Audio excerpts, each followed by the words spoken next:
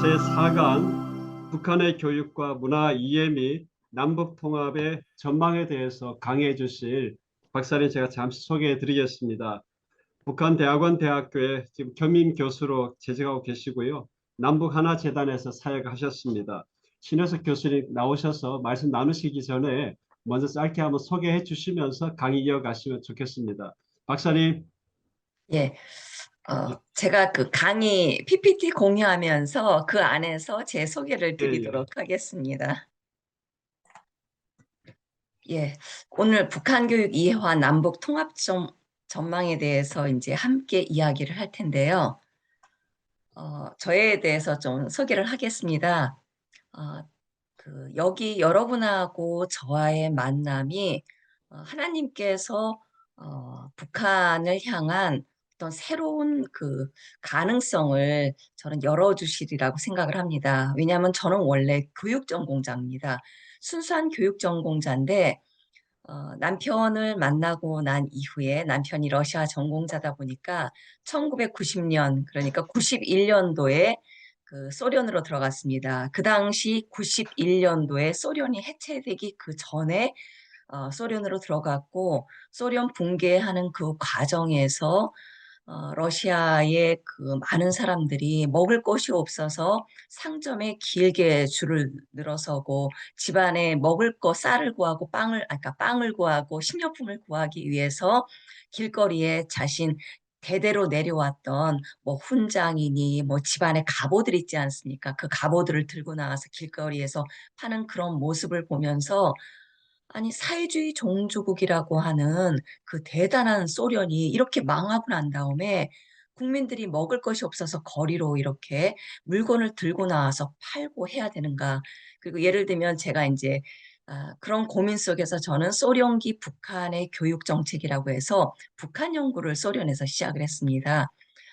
그럴 때에 그 제가 그 논문에 그 서론에다가 이제 뭐라고 썼냐 하면 저는 이제 사회주의 문화유산에 그 잔재가 남아 있었기 때문에 한국에 있었으면 아이들 돌보면서 공부하기 힘들었을 텐데 그나마 내가 소련에 있었기 때문에 가능했다 이런 얘기를 써놨어요. 그 왜 그러냐면 그 당시 같은 경우는 아이들을 돌볼 때가 별로 없었는데 그 당시 소련이 붕괴됐음에도 불구하고 아침 7, 8시에 아이를 맡겨놓으면 하루 종일 그 유치원에서 그 보육원에서 아이들을 맡아주고 오후에는 뭐 산책도 시키고 이러면서 나중에 저녁 때쯤 아이를 데리러 갔던 그런 기억이 있습니다. 이렇게 해서 저는 소련에서 북한 연구를 시작을 했습니다.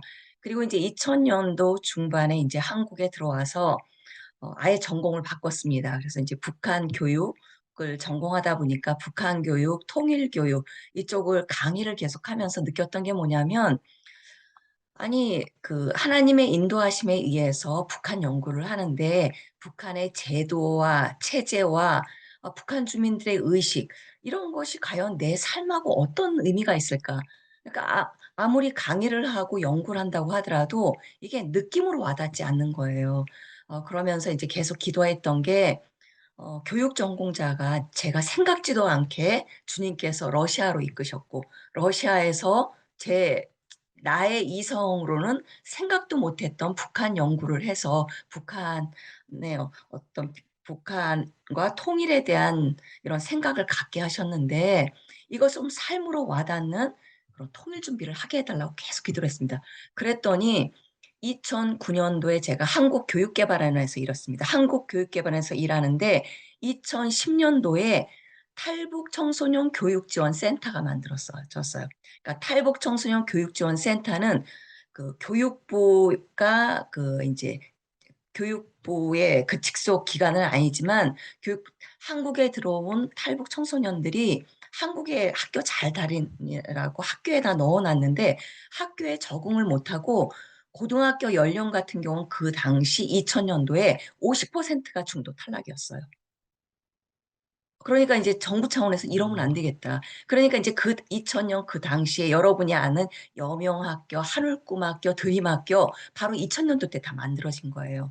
왜냐하면 학교 안에서 아이들이 적응을 못하니까 북한 성계의 꿈을 가지신 분들이 바로 학교를 만들어서 이 아이들을 가르치기 시작한 거죠. 그러니까 정부 차원에서도 뭔가 해야 된다는 생각 하에서 이제 그 교육부가 탈북 청소년 교육 지원 센터를 만들어 놓고 여기서 교사 교육, 탈북 청소년 어떻게 교육을 잘하면 되는지 뭐 이런 것들을 했었고 저는 여기에 창립 멤버로서 들어갔습니다. 이렇게 했었고 한 1년 정도 일하고 났는데 제가 좀 이렇게 야리하게 생겼는데 하나님께서 저에게 통은 크게 해주신 것 같아요. 꿈은 크게 해주신 것 같아요. 그래서 여러분에게 전 얘기하는 게 꿈은 크게 가져라. 그러니까 하나님께 꿈을 맡기면 하나님께서 그 꿈을 이루신다라고 하는 게 저는 그 교육 전공자다 보니까 남북 교육 통합에 꿈이 있습니다. 그래서 만약에 통일이 되면 가장 먼저 이 교육 시스템을 통합시키는 역할을 하고 싶다. 그럼 그 전 단계에서 한국에 탈북민이 많이 들어와 있는데 탈북민의 교육 시스템을 하나로 만들고 뭔가 시스템을 만드는 일을 하고 싶다 했는데 탈북 청소년 교육지원센터는 청소년 교육만 담당해요. 근데 그 당시 2011년도에 2010년도 그리고 저는 2011년 곧바로 창립 멤버로 들어가게 되는데 통일부가 남북하나재단을 만들었어요. 그러니까 원래 명칭은 북한이탈 주민 지원재단이에요. 근데 명칭이 너무 어려워서 애칭 비슷하게 남북하나재단 이렇게 해서 운영을 하는데 거기 창립 멤버로 들어갔습니다. 이것은 뭐냐면 청소년뿐만 아니라 어린아이부터 노인에 이르기까지 전 생애 영역에 이르는 이 탈북민들의 정착, 그리고 적응, 교육, 그리고 남북이 함께 할 수 있는 사회통합교육. 결국 제가 이것을 하게 된 것이죠. 그래서 그때부터 이제 제가 이 올해 6월 말에 만 60으로 정년을 맞이했습니다. 그렇게 해서 거의 한 20여 년가량을 이렇게 탈북민과 관련된 일을 쭉 해왔던 것 같습니다. 그래서 이제 그 이야기를 여러분하고 같이 나누고자 합니다. 그래서 가운데 사진은 러시아에 있었을 때 제가 러시아에서 포닥을 했었기 때문에 그때 이제 그 크레물린 궁전에 있었던 그 사진이고 2007년도는 한국교육개발원에서 북한 학자들하고 금강산에서 그 교육 회의를 했었습니다. 그때 사진입니다. 오늘 할 얘기는 북한의 교육 이해, 두 번째는 북한의 문화 이해. 이것을 바탕으로 해서 현재 탈북민이 3만 4천 명 정도가 있다고 하는데 보이지 않는 갈등이 다양한 곳에서 있습니다. 그런 갈등과 관련돼서 남북 통합 문화에 대해서 함께 생각해 보고자 합니다. 북한 교육을 가장 잘 볼 수 있는 가장 대표적인 사진입니다. 왼쪽을 보게 되면 이 대학생은 어떻죠? 가슴에 김일성, 아마 김정이겠죠. 하여튼 배지를 달고 핸드폰을 보고 갑니다. 막 정신없이. 그런데 위에서 옆에 있는 노인은 먹고 살기 위해서 아마 먼 지역과 지역을 그냥 직접 손으로 무거운 걸 이동을 해서 다니는 그 모습을 볼 수 있습니다. 그리고 옆에는 남북이 학생들은 똑같은 것 같아요. 그 구식 우리 그 아주 옛날 그 문자만 할 수 있는 그런 핸드폰 그냥 뚫어져게 쳐다보면서 하는 우리 학생들하고 크게 다르지 않죠. 이것이 바로 북한 교육의 모습이 바로 과거와 현재 그리고 이 그 청년 세대와 그 노인 세대 그리고 이제 격차의 문제를 그대로 고스란히 보여주고 있습니다. 예, 코로나19와 관련돼서 코로나19와 교육 대응입니다. 어, 2020년 코로나19가 딱 발생한과 동시에 북한의 경우에는 워낙 의료 체계가 잘 돼 있지 않기 때문에 완전히 문을 꽁꽁 걸어두었습니다. 꽁꽁 걸어두었을 때 전 세계는 방역, 거리두기, 학교 폐쇄, 수업 공백, 학생과 교사의 심리적 혼란, 우리 마찬가지로 이렇게 겪었고 곧바로 어느 정도 지나고 난 다음에 이런 사이버 교육 환경을 구축하고 심리사회적 지원이든지 하여튼 적극적으로 대응을 했습니다. 그래서 지금 예전 같은 경우는 이렇게 아마 지금 이 수업 시간에도 지역에서 있으신 분들 아마 해외는 없겠지만 다양한 공간에 구애를 받지 않고 이렇게 교육하는 것이 가능해졌습니다. 바뀌었는데 북한의 경우에도 코로나 팬데믹 초기에는 상당한 충격을 받았습니다. 기존의 교육 환경, 특히 이제 교육 시스템과 관련된 것들이 만들어지지 않은 상황에서 충격을 겪었기 때문에 초기에 아예 국경을 봉쇄해서 나가지도 못하게 하고 들어오지도 못하게 하는 그런 상황에서 2020년 초에는 아예 2월부터 6월까지 등교를 6차례나 연장을 하기도 했었고, 또한 인제 도시나 평양 같은 경우에는 뭐 그래도 어느 정도 또 인제 컴퓨터가 있는 학생들이 있었기 때문에 뭐 이렇게 줌과 관련된 이런 컴퓨터를 통한 수업이라든지 이런 온라인 수업을 하기 시작했습니다. 그러나 이것이 21 년도, 22년 이렇게 되면서부터는 아예 북한 같은 경우에서도 부족한 가운데 아예 온라인 시대로의 교육 환경을 구축하기 시작했고, 그러니까 지역의 격차가 크기는 하지만 그래도 우리가 생각했던 것 이상으로 나름대로의 그런 시스템들을 구축해 가고 있습니다. 북한의 경제 발전 전략을 살펴보도록 하겠습니다. 김정은이 2012 년도에 출범을 했습니다. 2012 년도 김정은 정권이 출범을 하면서 12 년도에서 15 년도는 새로운 경제 정책을 하면서 가장 중요시했던 것이 이제 경제 문제죠. 그래서 우리식 경제 관리를 하면서 지식 경제를 중요시했습니다. 어 그리고 이때 2012 년도에 아예 교육 체계를 변화시켜서 12년제 의무 교육이 출범을 합니다. 이와 더불어서 각종 법령들을 인제 수정했었고요. 두 번째 단계는 바로 우리도 인제 경제 개발 5 개년 계획처럼 북한도 경제 개발 5 개년 16 년부터 20년 이때 가장 중요시하는 것이 과학기술 강국입니다. 그리고 이 과학기술 강국은 지금도 여전히 유효합니다. 그래서 구호로 내세웠던 게 각 건물마다 그리고 언론에 나오는 것이 "전밀 과학기술 인재화"라고 하는 것을 아예 방방곡곡에 계속 이제 주입하다시피 하고 있고요. 이와 관련돼서 12 년제 의무 교육이 12 년제 시행을 하도록 했지만 이것을 한꺼번에 곧바로 시행을 할 수가 없어요. 단계적으로 했었습니다.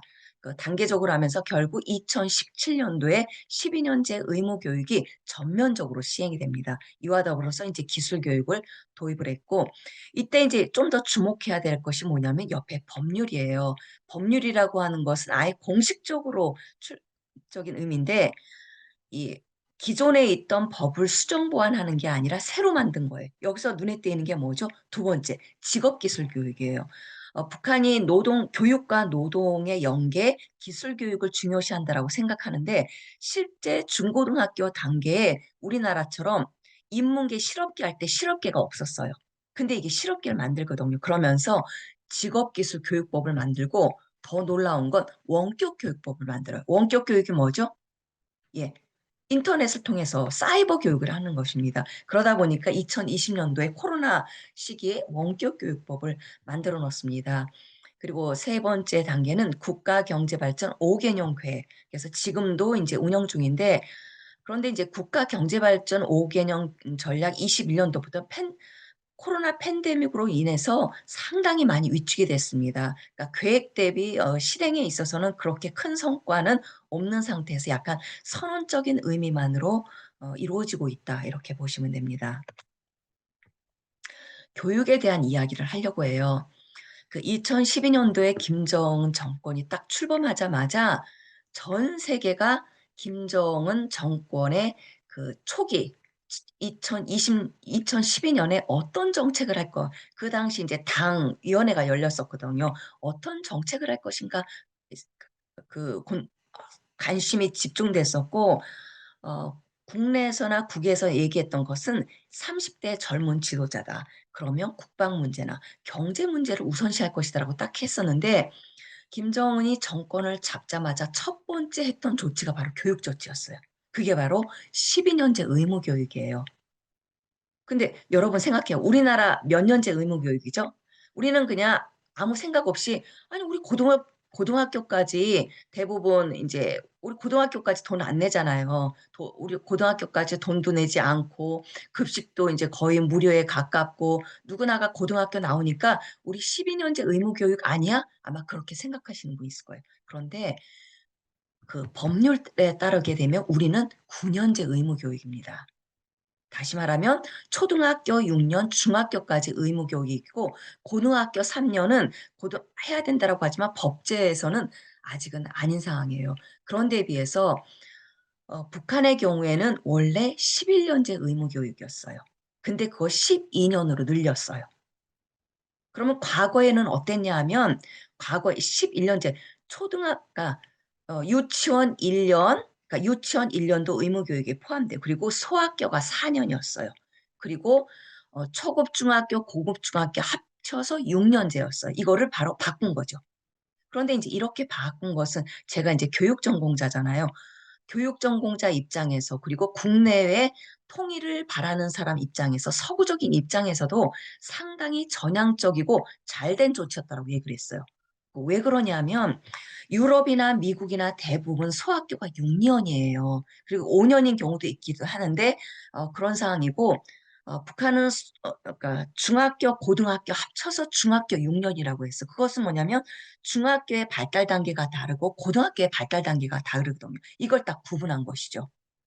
그렇게 봤을 때 우리가 통일이라고 하는 측면에서 옛날에 그 남북한 교육 통합할 때 고민했던 게 뭐냐면 북한은 11년제라고 하면 초등학교, 중학교가 몇 년제죠? 10년제예요. 그리고 우리는 초등학교, 중고등학교가 12년이에요. 그럼 통일됐을 때 남북의 교육의 2년이 붕 뜨는 거예요. 그럼 만약에 우리 위주로 통일이 됐다. 그럼 북한의 학생들은 2년 동안이 격차가 있는 거예요. 그럼 어떻게 해야 되지? 야, 2년 동안에 북한 애들만 별도로 2년 동안 공부를 시켜야 돼? 이런 고민을 했었는데 이건 결국 뭐냐면 남북의 교육 통합할 때 1년이 짧아지는 거죠. 그리고 이제 유치원도 의무 교육하기 때문에 이런 조치를 취했구나라고 하는 것을 알 수가 있습니다. 그럼 이 문제를 이제 조금 더 이제 이야기를 해보면 바로 김정은의 1호 개혁이 바로 12년제 의무 교육이었다. 그리고 이 교육이라고 하는 것이 기존에는 약간 북한과 외국과의 학제 호환이 어려웠다라고 하면 학제를 약간 12년제로 만들므로 인해서 유럽이나 남한하고의 학제 호환성의 가능성을 조금 더 높여 놓은 것이라고 할 수 있습니다. 그런데 이렇게 12년제 의무 교육을 딱 해놨는데 생각해 보세요. 만약에 우리나라에 12년제 의무 교육을 13년으로 한다. 그럼 뭐가 필요하죠? 1년을 느리게 되면 그 1년을 느린 만큼 학생들이 들어오게 되면 학교도 만들고 그리고 교실도 만들고 교과서 바꿔야 되지. 그리고 1년 느리는 것에 대한 교사들을 국어, 영어, 수학 다 교사 충원해야 돼. 이거 엄청난 작업이거든요.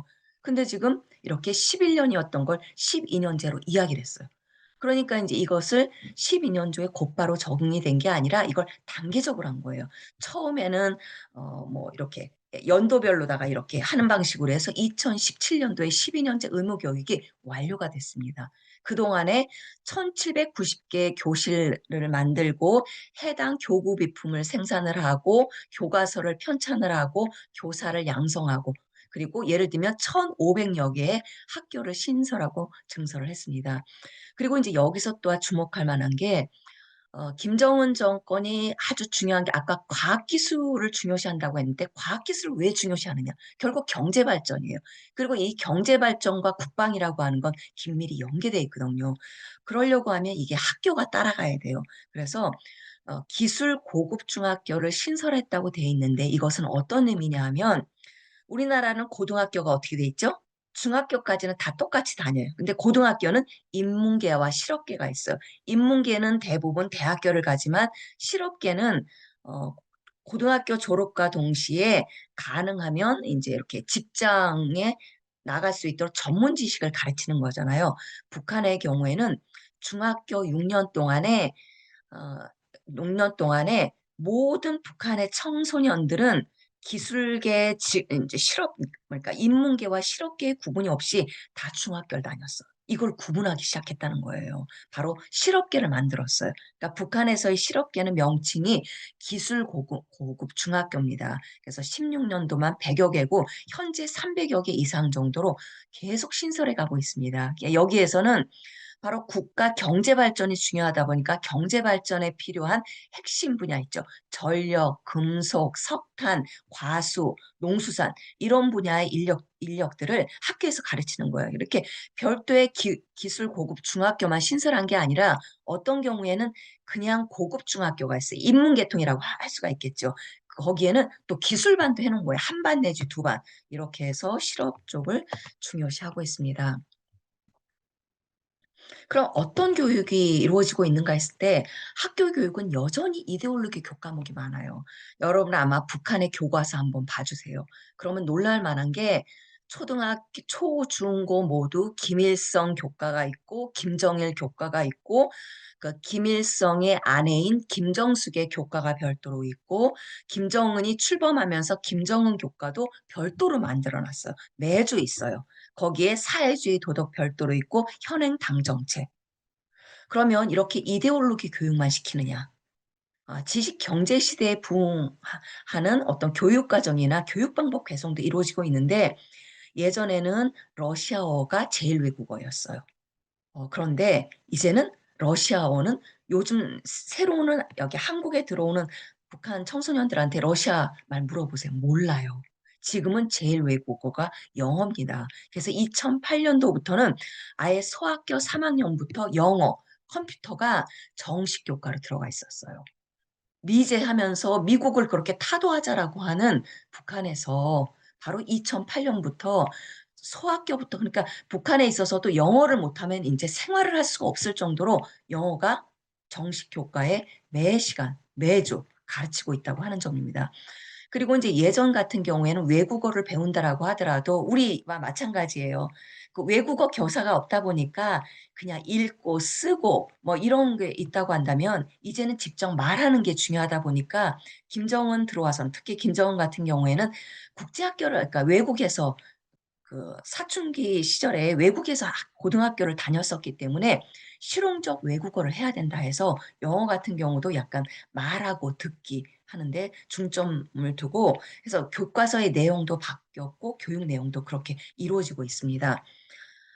근데 여기서 이제 또 주목할 것은 뭐냐면 북한은 그러니까 국가에서는 나름대로 사상이 가장 중요하다. 북한이 원하는 어 어떤 국방의 인재, 주체 사상의 인재 이렇게 가르치려고 하는데 국가에서 가르치려고 하는 지식과 학생들이 보이지 않게 그 배우고 있는 것 그것을 바로 어떤 말로 표현하면 공식적인 지식과 가치라고 하는 건 국가, 학교가 가르치려고 하는 거예요. 근데 그와 다르게 부모님을 통해서 친구와의 관계를 통해서 아니면 한국의 어떤 비디오나 이러한 것을 통해서 국가에서 가르치려고 하는 것과 다른 가치, 경험, 가치관들이 형성되고 있다는 거예요. 그와 더불어서 교육의 양극화가 갈수록 이렇게 깊어지고 있습니다. 그리고 부모의 능력에 따라서 사교육 시장이 이제 출렁거리고 있고요. 학교 진학과 배치에 있어서는 그러니까 학생의 가장 중요한 게 공부잖아요. 공부 외에 부모가 얼마나 경제력이 있느냐라고 하는 것들이 중요해지고 있습니다. 이 부분들을 조금 살펴보면 서울대 통일평화연구원에서 매년 이제 인식조사를 해요. 근데 이거 매년 하는데 이게 최근에는 이 자료가 보이질 않더라고요. 그래서 2000년도 건데 이것은 탈북민에게 이제 물어봤는데 그것도 어떻게 물어봤냐면 한국에 들어오기 직전에 한국에 들어오기 직전 1년 동안에 당신은 북한에서 어떤 가전이 있었습니까? 당신은 핸드폰이 있었습니까? 뭐 TV가 있었습니까? 사교육을 했습니까? 이런 걸 물어본 거예요. 그러니까 좀 나름대로 아, 이것이 그 현실을 반영한다라고 할 수 있죠. 그러니까 2000년도이기 때문에 아마 2009년 약간 그 직전 하여튼 2000 10몇 년도 중반의 이야기는 아마 담고 있다고 보시면 되는데 주목할 만한 게 여기 여성분들 보세요. 냉장고, 냉동고가 거의 없어요. 와, 어떠신지 알겠죠? 예. 그러니까 갈수록 지구 온난화가 있기 때문에 따뜻해지기 때문에 이 냉동고나 냉장고가 없다라고 하는 것은 이것이 얼마나 힘들다. 세탁기가 없어요. 세탁기 없는 사람 생각해 보셨어요? 저는 1990년도 러시아 처음 들어갔을 때 가장 충격받았던 게 뭐냐면 2009 91년도에 아이가 둘이 있었거든요. 다 1살, 3살. 얼마나 기저귀가 많이 나와요. 세탁기가 없었어요. 와, 그때 저는 정말 제 삶이 삶이 아니었어요. 근데 북한의 여성들 생각하면 와, 세탁기 없이 얼마나 힘들까. 그리고 주목할 만한 게 휴대전화예요. 아니, 북한에 휴대전화가 있을까? 50%가 넘습니다.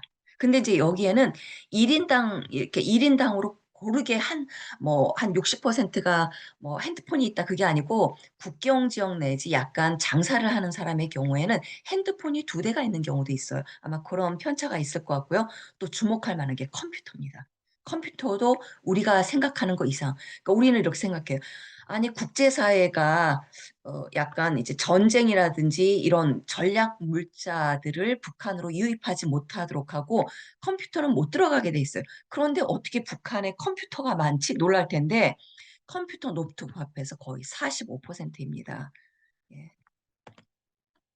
예. 그러면 컴퓨터를 이용한 경험이 있는가 봤을 때 한 49%, 컴퓨터를 어디서 이용했는가 봤더니 공공기관은 13%, 그리고 친척집, 주목할 만한 게 집이에요.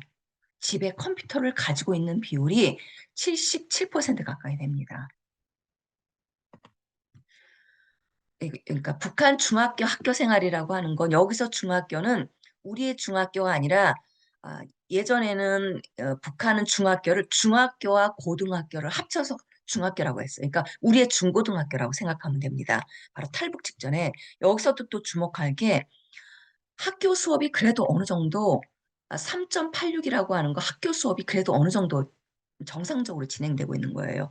그래서 이제 탈북민 중에 예전에 그 경험을 이야기하는 사람들, 특히 1990년 고난의 행군 시기를 얘기를 하면 학교에 나온 사람이 3분의 1, 절반 정도밖에 안 나왔다 그런 얘기를 했었어요. 그런데 지금은 김정은 정권 들어와서는 학교가 어느 정도 운영이 돼서 평양이나 대도시의 경우에는 90% 정도 이상의 그 출석률이 보장이 되고 그 외에 이렇게 국경 지역이나 농촌 지역 이런 경우에는 좀 더 떨어진다고 합니다. 그렇다고 하더라도 어느 정도 운영이 되고 있다.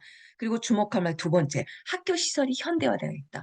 지금 김정은 정부 들어서 가장 중요시하고 있는 것이 그 컴퓨터 그리고 현대 교육기기 이렇게 해서 학교 시설이 현대화된 근데 이렇게 떨어져 있습니다. 그리고 세 번째 주목할 만한 게 학교에 세부담을 냈다.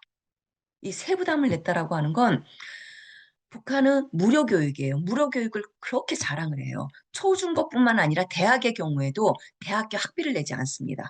우리처럼 사립대학이 없어요. 학비 안 내도 돼요.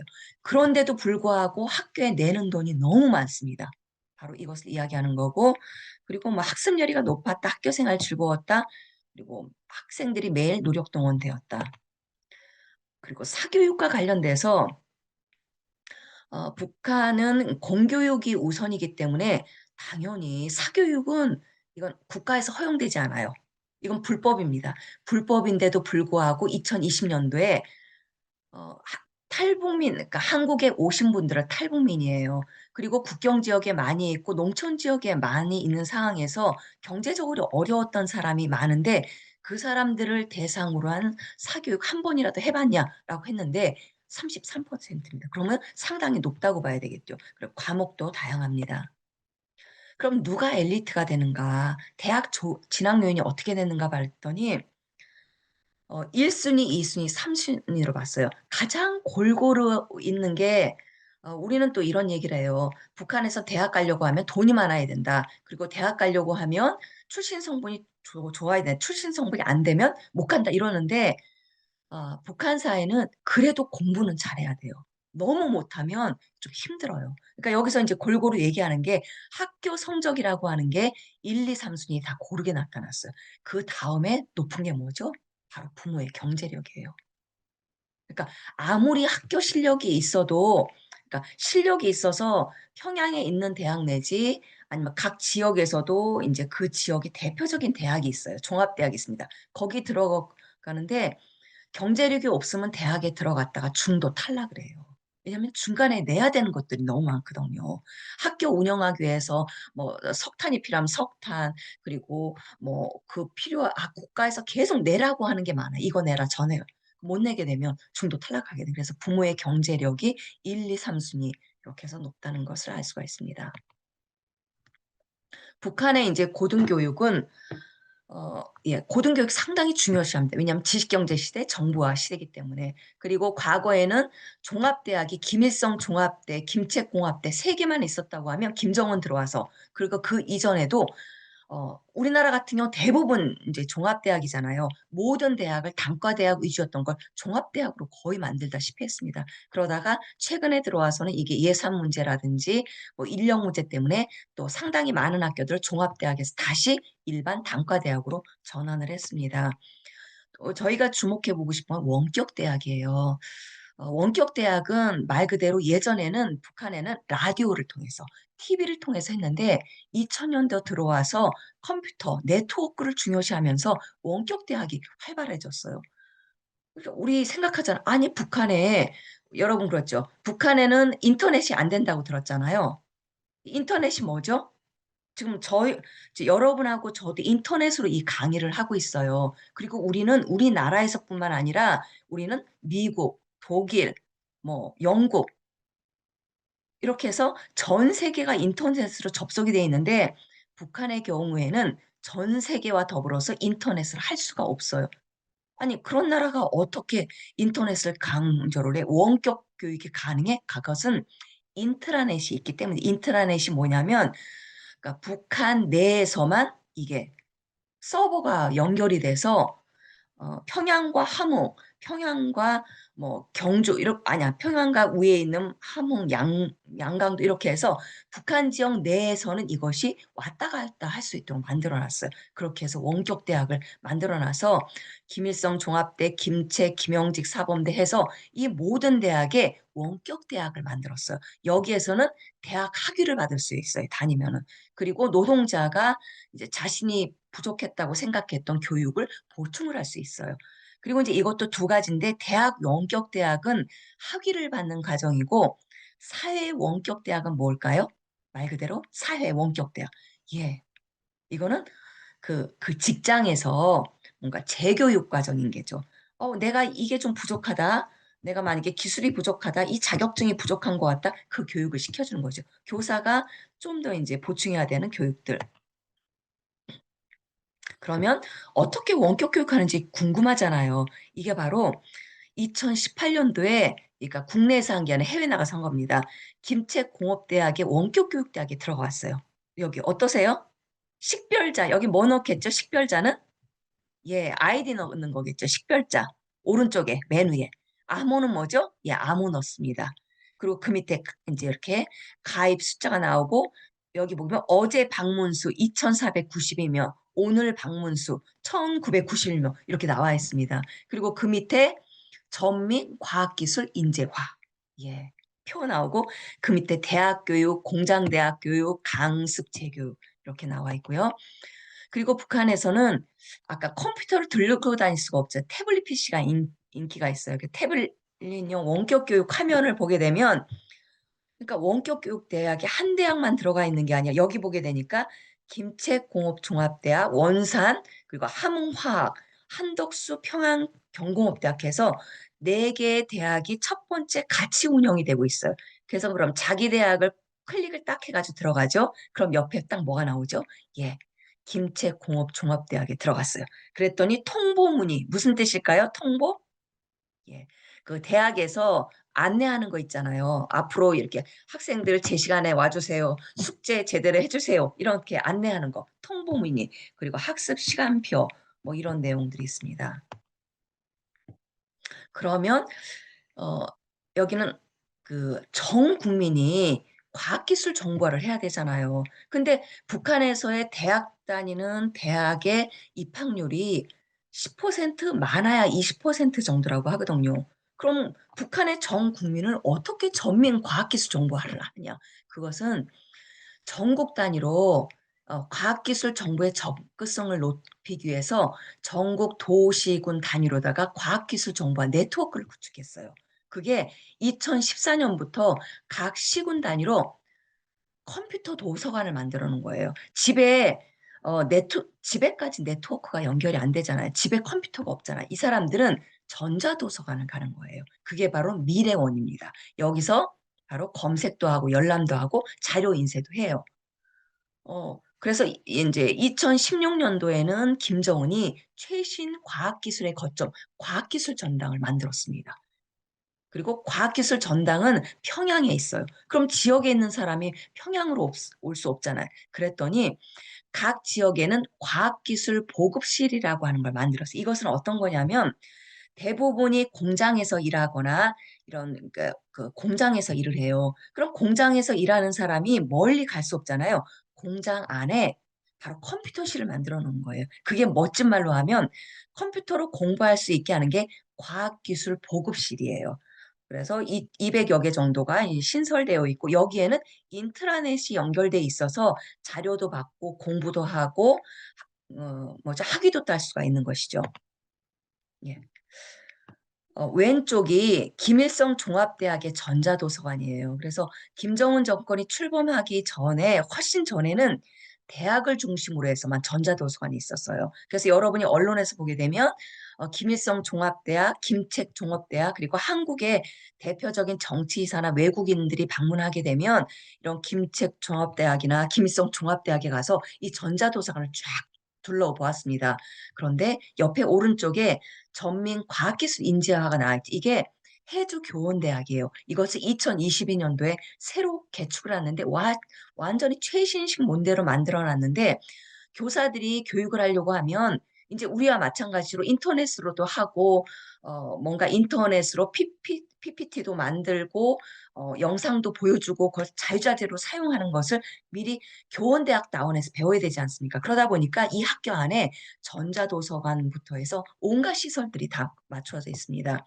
그리고 노트북, 태블릿 PC 여전히 사용하고 있고요. 이게 바로 과학기술 전당인데 2016년도에 그리고 노동자들 위해서 공장에 있는 과학기술 보급실. 그런데 이제 말로는 그렇게 하지만 그렇게 쉽지가 않은 게 인터넷 보급률이 0.1%예요. 그리고 이게 이제 전자도서관이나 각 공장에 있는 과학기술 보급실에서 할 수는 있지만 이것을 각 집에서는 하기 힘든 상황이다. 그리고 어떤 데는 전력이 보급이 되면은 전력이 가동이 되면 할 수 있지만 전력이 중간에 끊겨버려요. 그러면 할 수 없는 이런 상황. 그래도 여전히 어려운 부분이 있다고 하는 점입니다. 문화를 보게 되면 문학 쪽 상당히 달라진 게 여기 이쪽은 예, 결혼식장입니다. 우리와 달리 여전히 이제 전통 한복을 입고 남성은 이제 이렇게 양복인데 비해서 여성은 예쁜 한복을 입고요. 좀 더 예. 그리고 오른쪽에 보면 결혼식을 하고 난 다음에 우리 인제 그 하객들에게 식사를 대접해야 되잖아. 예전 같은 경우는 북한에서도 집에서 신부 집에서 하고 그다음에 뭐 신랑 집에서 이렇게 음식을 직접 만들어 가지고 나누는 문화였다고 하면 이제는 결혼식 식당이 만들어져요. 그래서 경제적으로 여유가 있으면 큰 식당에서 아주 막 음식도 막 거하게 만들어 놓고 진행을 하고 막 선물도 주고 하지만 그렇지 않고 가난한 사람이 좀 이렇게 경제력에 따라서 이렇게 식당도 작게 크게 하면서 이렇게 좀 바뀌어 가고 있습니다. 그리고 북한의 경우에는 인제 이렇게 우리의 전통이 완전히 말살됐다라고 생각을 해서 우리 이제 구정이나 뭐 추석이나 우리처럼 인제 그것을 안 세는 것 같은데 의외로 제사를 지내고 있습니다. 그래서 여기 제사하는 모습이고요. 이렇게 인제 설날이나 아니면 이렇게 얼마 전에 있었던 추석과 같은 경우에는 김일성 광장 큰 광장에 온 시민들이 다 와서 뭐 연날리기도 하고 뭐 줄다리기, 제기차기 뭐 이런 그 활동들을 다 같이 하고 있습니다. 그리고 전통 것 중에 전국 민속 씨름 경기. 북한에서의 인제 씨름 대회는 상당히 인기 있는 종목입니다. 그래서 대황소상을 황소를 놓고 그 황금 황소 금황소를 선물로 줍니다. 그 널뛰기도 하고 있고요. 이 우리는 인제 이게 추석이나 이렇게 행사날에만 이걸 한다라고 하면 여기는 아예 인제 경기들도 많고 아예 민속 체육으로 자리 잡고 있습니다. 북한의 문화예술 정책은 말 그대로 이제 외면적으로 볼 때는 주체 성군 문예예술입니다. 그래서 최고 통치자, 그리고 당의 문예 정책의 산물이고 미적 가치를 추구하기 위한 공산주의적 혁명 정신, 그리고 우상화, 주체 사실주의. 여기서 또 하나 주목할 만한 게 사회주의적 민족 문화라고 하는 거예요. 여러분 항상 북한의 TV를 보면서 약간 좀 의아스러운 게 뭐냐면 아까 결혼을 할 때 한복을 입고 우리도 한복 입기는 하는데 근데 학생들이 김일성 종합대학의 학생들 그리고 대학의 학생들이 남성은 이제 남성의 교복을 입는데 여성의 교복이 한복 형태의 교복이에요. 저 왜 저러지? 그리고 의외로 우리의 전통 양식에 들이 많이 살아있는 걸 볼 수 있어요. 그게 왜 그러냐면 사회주의적 민족 문화라고 하는 것이 중요한 구호인데 이것은 민족적 형식의 사회주의적 내용을 담는 문화라고 하는 게 이게 뭐냐면 그 북한의 예술 정책은 겉에는 보이는 겉에 그릇은 민족적 형식을 갖춰야 된다. 그릇은 민족 문화를 가지고 있대. 그 안에 있는 내용은 사회주의적인 내용이다. 이게 아예 그냥 딱 명시되어 있는 겁니다. 다시 말하면 그러니까 북한의 문화예술이라고 하는 것은 겉으로 보이고 있는 것은 민족적인 형식은 항상 가져가야 된다. 그러다 보니까 전통, 양식, 의식, 음악이니 그리고 음악, 예술, 미술 이런 모든 것 속에 민족적인 형식이 그대로 남아있어. 대신에 내용은 사회주의적인 내용이어야 된다. 그 사회주의적인 내용은 당성, 인민성, 계급성을 담아야 된다고 합니다. 그래서 이제 민족 문화와 관련돼서 실제 50년대, 60년대에는 그 사회주의가 워낙 중요하다 보니까 사회주의 정책, 사회주의 우선 이러다 보니까 전통적인 혼례, 장례의식 비판하고 봉건잔재를 뿌리 뽑아야 된다. 그리고 종교적, 미신적 요소를 아예 그냥 이제 타파다시피 하고 너무 음식이나 차례나 너무 과도하게 한다. 좀 간소화시켜라. 근데 우리 많이 듣던 얘기 아니에요? 저희 60년대, 70년대 저도 학교에서 들었던 얘기입니다. 그러니까 이제 전통을 비판한 건 아니지만 허례허식 없애야 된다. 근데 북한에도 마찬가지였어요. 그러던 곳이 80년대 들어와서 우리식 문화 중요하다. 조선민족 제일주의다. 하면서 민족 문화를 재평가하면서 설날, 추석, 정월, 대보름, 단오 다 공휴일로 지정을 했고 제사를 지내고 있습니다. 그리고 어, 민속놀이에 있어서도 우리는 그냥 그 민속놀이라고 하는 게 설날에만 있는 민속놀이인데 북한은 아예 민속놀이를 민족체육이다라고 하는 명칭을 별도로 만들었어요. 그래서 민족체육에 씨름, 널뛰기, 그네뛰기, 활쏘기가 있어서 평소 학교의 운동장에서 체육운동을 할 때 그리고 체육대회를 할 때 이게 민족체육으로 실제 학교 안에서 이루어져요. 중고등학교에서 이루어지고 대학에서 이루어지고 일상적으로 이루어지는 것이죠. 그렇게 해서 남북 통합이라고 하는 면에서 볼 때 남북 모두 민족 명절의 굴절과 복권이라고 하는 면에서 비슷하게 갔던 것 같습니다. 왜냐하면 우리 같은 경우도 일제가 우리의 설날 구정을 아예 격화했었어요. 아주 그냥 미신의 잔재처럼 봤습니다. 그래서 우리도 약간 구정을 안 세고 1월 1일만 했었는데 결국 89년도에 구정을 정식 설날로 지정을 해서 3일을 지금 쉬고 있습니다. 마찬가지로 똑같은 시기 89년도에 북한도 이것을 공휴일로 지정을 했습니다. 그리고 변하지 않은 남북의 의식, 인간적인 정, 이런 세계관의 소통은 바로 문화 통합에 중요하기 때문에 민족이라고 하는 요소를 중요시해야 될 것 같습니다. 김정은 정권 들어와서 문화예술 정책에 약간 변화들이 있습니다. 그러니까 김정은이 내세우고 있는 가장 중요한, 그러니까 사회주의 문명 강국이다. 이걸 내세워요. 재밌지 않아요? 사회주의 문명 강국이에요. 그러니까 기존에는 그냥 사회주의 강국 경설이었어요. 강국 건설. 그러니까 사회주의 강국 건설은 보통 경제적인 강국, 그리고 과학기술의 강국이었어요. 근데 여기에 사회주의 문명 강국이라고 하는 것은 문화예술도 강건하게 해야 된다. 그럼 여기에서 이제 어떤 내용을 중요시하냐면 그 전 인민이 높은 문화적 품격을 지니면서 사회주의 문화생활을 누릴 수 있어야 된다. 그러니까 전 국민이 사회주의 문화생활을 누리면서 우리 국가 제일주의를 토대로 해서 국가, 국기, 이제 국가 상징 교양을 강조하고 있습니다. 모란봉 악단의 혁신적인 창조 기품을 모범을 하고 있고요. 그리고 눈에 띄게 보이는 게 문해의 과학과 현대를 해요. 아니, 아니 어떻게 과학과 현대화를 문화예술도 과학하고 현대화해야 된대. 그럼 이게 이제 어떤 방식으로 드러나냐면 문화시설, 관광시설 확대했습니다. 평양 도시를 아예 대변화시켰습니다. 그리고 2012년대는 문화유산 보호법이라고 해서 우리 보통 그 유네스코에 우리의 유산들을 등재시켜가고 있잖아요. 그 중요시하고 있잖아요.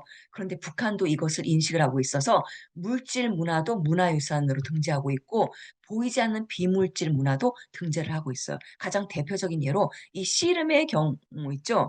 이 씨름은 남북한이 공동으로 유네스코에 등재했어요.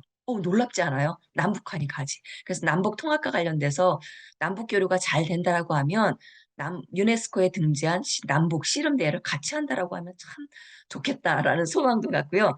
민요 아리랑 농악무 요거 등재했습니다. 이거는 그래도 보이는 물질 유산이잖아요. 최근에는 북한이 북한 민족으로 평양 냉면을 등재했어요. 그리고 북한의 김치 등재했고 막걸리도 등재를 했습니다. 북한 생활 문화의 변화는 북한 생활 문화도 고난행군 이전과 그 이후를 나눠야 될 것 같아요. 그래서 이 북한의 생활 문화 변화의 가장 큰 계기는 결국 배급 체제가 붕괴된 겁니다.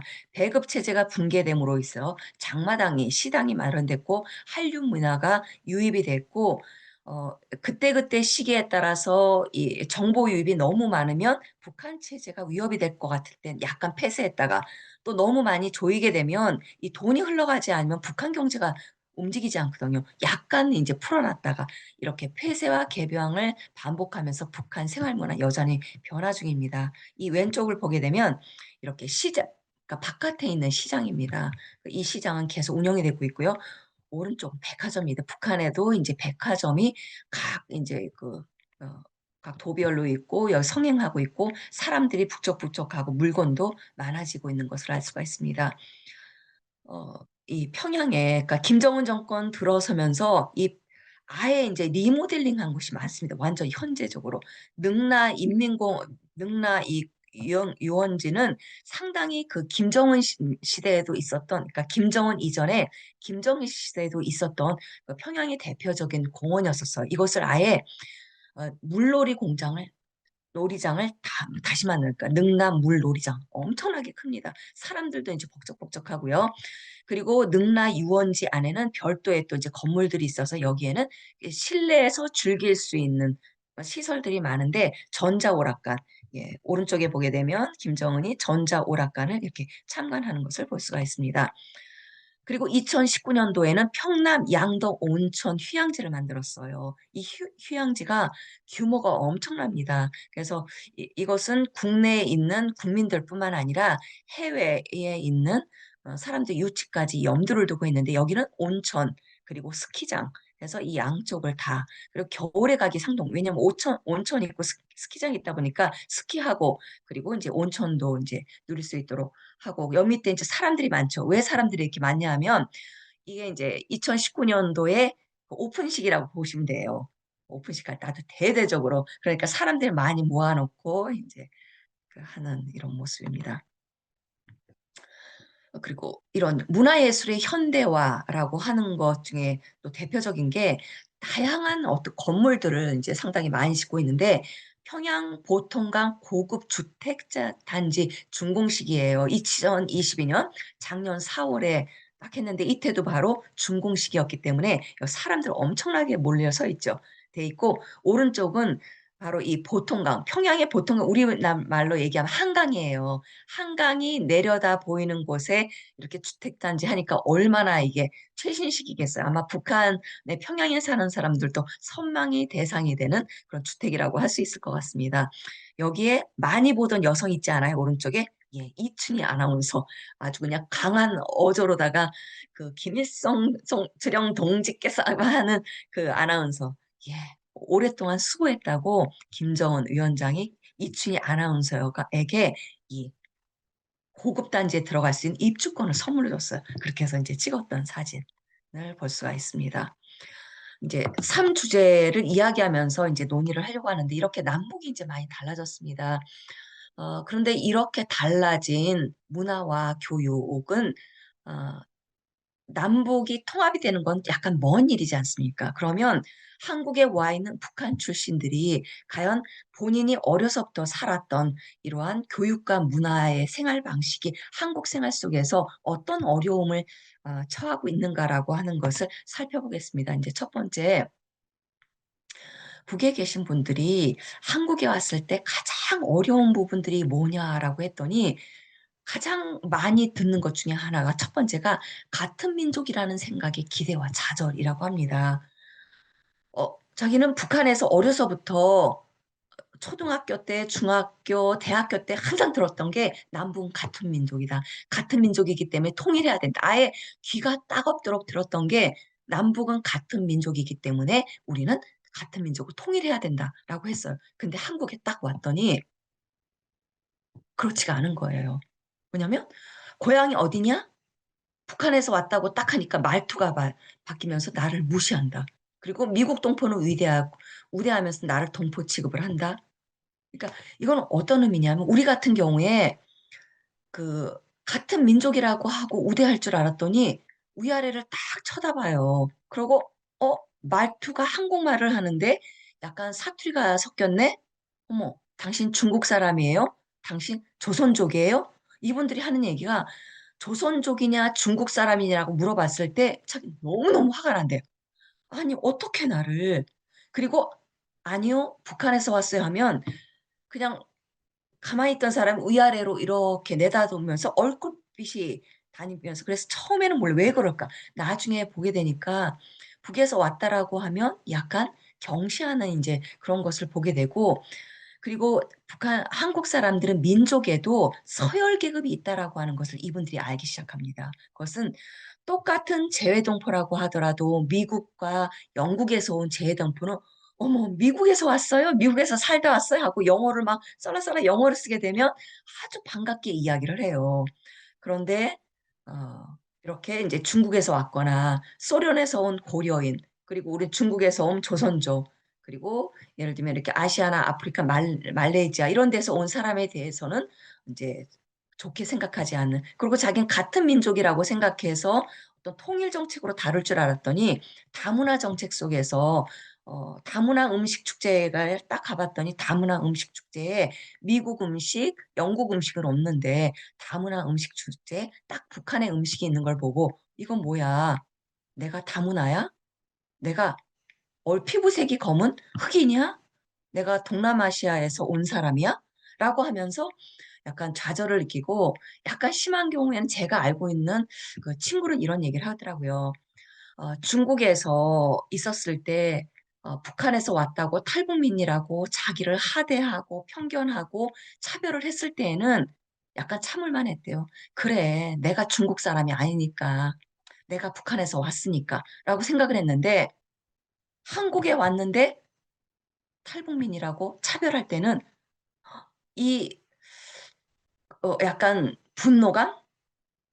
이런 감정이 있다라고 하는 걸 보면서 우리는 이제 민족이라고 해서 열린민족주의, 민족이라고 하는 것은 가능하면 그러니까 민족을 약간 도외시한 상태, 민족을 가능하면 벗어난 상태에서 어떤 통일 논의를 하고 있는데 이 부분에 대해서 이분들이 어떤 감정을 헤아릴 수 있는 거, 그리고 이 남북의 통일이라고 하는 데 있어서의 민족의 의미를 어떻게 가져가야 될지를 생각해야 될 것 같습니다. 왜냐하면 남한사회는 민족을 배제한 경제 중심주의 논리. 왜냐하면 민족보다 중요한 게 우린 돈이 된 거예요.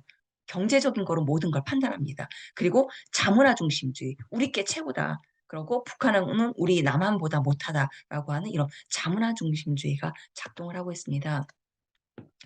두 번째는 자본주의 사회의 치열한 경쟁 문화입니다. 대부분 처음에 왔을 때 탈북민에게 실태 조사를 해요. 한국의 생활에 만족하셨어요라고 했더니 실태 조사의 거의 대부분이 한국 생활에 높은 만족도를 보여요. 그래서 한국 생활에 왜 만족하세요? 북한 생활보다 왜 남한 생활이 좋으세요라고 했더니 여기 써 있죠. 자기가 일한 만큼 버는 사회다. 노력한 대가가 주어지는 사회다. 이런 면에서 대부분의 사람들이 이 부분에 오케이해요. 그런데 한 걸음 더 들어가서 이분들이 직장 생활을 하고 난 다음에는 딱 하는 얘기가 빨리빨리. 와, 한국의 빨리빨리, 너무 빨리빨리. 정말 너무 각박한 사회다. 그 직장에 막상 들어갔더니 소변 보러 갈 짬도 없이 까무러질 정도로 피곤하다. 그리고 북한에서는 시간 때우는 게 중요했는데 남한에서는 시간 안에 성과를 내는 게 중요하더라. 그리고 내일이 아니면 간섭을 안 하더라. 그러면서 이렇게 치열한 경쟁으로 인한 스트레스에 대해서 어려워합니다. 그리고 마지막입니다. 그 교육과 문화와 관련돼서 학교 현장에서 학부모들 사이에서 약간 충돌을 합니다. 그것은 남북이 교육열이라고 하는 측면에선 거의 비슷한 것 같아요. 그 기대라고 하는 면에서는 비슷한 것 같아요. 그런데 이제 부딪히는 것이 북한에서는 학교에서 교사가 책임을 지고 모든 것을 다 가르쳐 줬어요. 그런데 남한의 학교에서는 어 그 아이가 그러니까 한 대표적인 이야기로는 북한에서 왔다는 것을 밝히지 않고 학교 생활을 했어요. 근데 걔가 성적이 막 떨어졌어요. 그랬더니 선생님 부르더래요. "야, 너 왜 이렇게 성적이 낮냐? 너 학원 안 다니?" 딱 물어보더래요. 아니, 선생님의 본분은 학교 수업을 가르치는 거잖아요. 근데 자기한테 하는 얘기가 "야, 수학이 이렇게 떨어지는데 너 학원 안 다니냐?" 라고 하는 걸 물어본 것을 보고 '참 그렇다.' 그리고 학부모가 아이의 학업의 정보를 적극적으로 교류하는 게 너무 낯설다. 왜냐하면 모든 것을 학교에 맡겼는데 북한은 국가가 학교가 학생들의 교육을 책임졌어요. 그런데 학교는 대충 가고 왜 학원에만 저렇게 신경 쓰는지 모르겠어요. 그리고 아이들 싸움에 어른이 나서는 게 이해가 되지 않아요. 아니, 학교 생활을 학교에 맡기지 아이들 고지고대로 다 부모가 너무 인제 아이들 하나 일거수일투족을 다 관여하는 것 같다라는 이야기를 합니다. 그래서 남북 주민의 통합 이렇게 달라진 점도 있고 같은 점도 있습니다. 과연 이 부분들을 어떻게 통합해 갈 것인가라고 하는 것을 바라봐야 되는데 그 탈북민이 한국에 온다라고 하는 것은 탈북민 한 사람이 그냥 오는 게 아닌 것 같습니다. 왜냐하면 그 탈북민 북한 출신이 한 사람이 한국에 오는 건 그 사람이 북한에서 어려서부터 태어나서 자라고 배우고 직장 생활을 하면서 습관, 관습, 행동 양식 이것을 체득하고 있어. 이것이 함께 오는 것입니다. 그런데 한국에 왔었을 때 남한에서 인간 삶의 가장 필수적인 게 뭐죠? 경제, 직장 생활을 하고 사회 생활을 하고 문화 행동 양식을 같이 교류를 해요. 이 과정에서 남북이 갈등을 하고 부딪히게 됩니다. 그래서 이러한 남북 주민의 갈등은 어 이제 어떻게 갈등이 있고 어떤 갈등이 구체적으로 있고 어떻게 해 나가야 되는지에 대해서는 나중에 제가 그것은 별도의 또 강의로 계속 하고 있습니다. 네. 그래서 그렇지만 그 결론으로서 제가 이야기하는 건 이론과 지식은 사람을 변화시키지 않는 것 같아요. 결국 마음인 것 같습니다. 그래서 하나님 안에서의 용서, 화해 안에서 온전히 회복될 수 있다. 그래서 상호 문화를 이해하고 공존하는 연습을 하고 가장 중요한 것은 하나님 안에서의 화해를 경험해야겠다라는 점입니다. 네, 박사님 감사합니다. 박사님 이론과 실제 다 두루두루 다 말씀해 주셔서 얼마나 큰 도움이 되는지 모르겠습니다. 지금부터 좀 자유롭게 좀 손을 들어 주시면 질의응답 시간을 좀 가지도록 하겠습니다. 예, 이미선 목사님 질문해 주시죠. 네, 교수님 안녕하세요. 전 예. 오늘 교육 문화, 북한을 참 많이 아는 계기가 되었습니다. 예, 북한이 교육에 있어서 업무 교육이 이제 12년이고 한국이 9년인데 이제 지금 고등학교는 업무 교육이 아니라서 지금 9년이죠.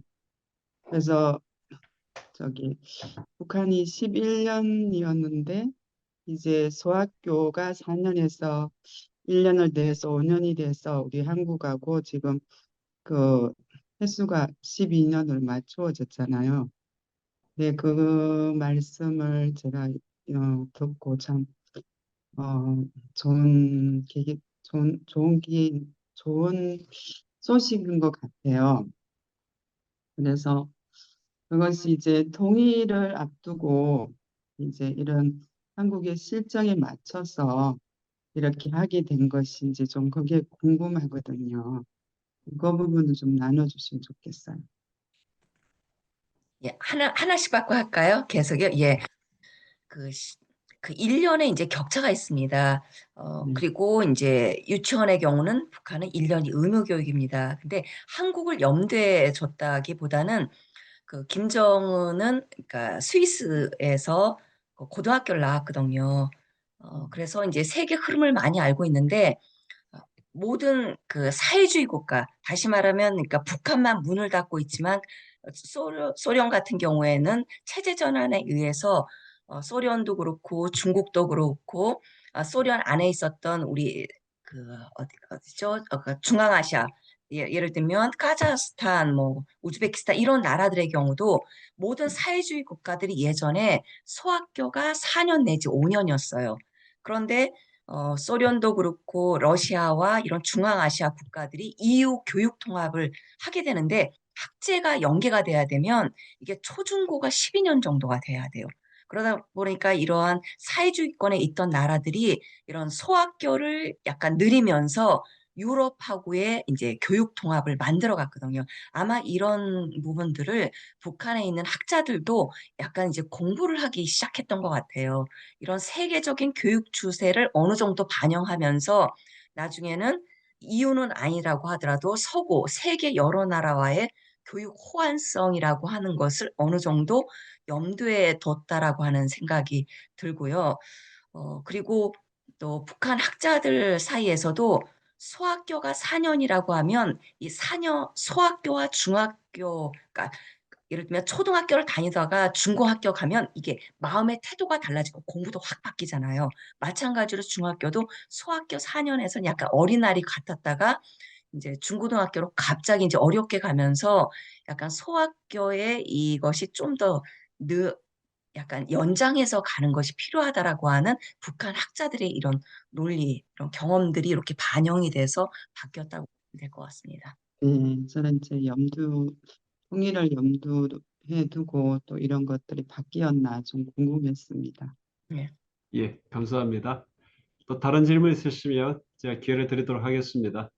여기 모정희 간사님이 손 드셨습니다. 질문하셨어요? 네. 박사님 발견하셨네요. 모정희 네, 가사님 질문해 주시죠. 네, 반갑습니다. 제가 관심 있는 분야라서 교수님 강의가 너무 오늘 집중해서 열심히 잘 들었고요. 좀 궁금한 게 제가 너무 모르고 제가 뭐 별로 배운 게 없기 때문에 그 지금 설명하신 대상의 그 북한을 설명하고 교육을 하는 게 제가 들었던 그런 계층이 좀 이제 요즘 우리나라에서 보면 중산층 이상의 대상인가요? 굉장히 북한 오늘 설명하신 걸 보면서 잘 사네 이런 생각하고 굉장히 저 정도면은 우리랑 다를 바가 별로 없지 않나? 우리가 정말 잘못 알고 있지 않나?